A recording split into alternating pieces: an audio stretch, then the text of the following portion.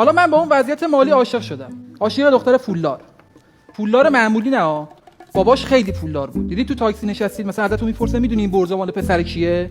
مال پسر بابای اون بود. اینقدر پولدار بودن.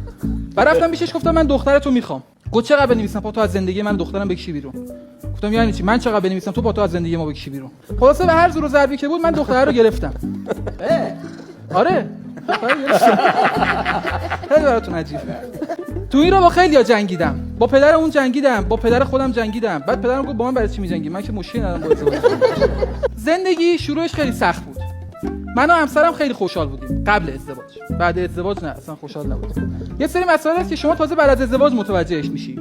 مثلا من تازه بعد از ازدواج فهمیدم که دماغ زنم بزرگه. اون مثلا انگار تازه بعد از ازدواج فهمیده بود که من پول ندارم. هی برون می آورد. مثلا من میادم خونه میگفت تو مگه چی با جان آقا کمتره که اون تلویزیون 62 اینچ داره ما هیچ نداریم. گفتم من حقوقم کمتره.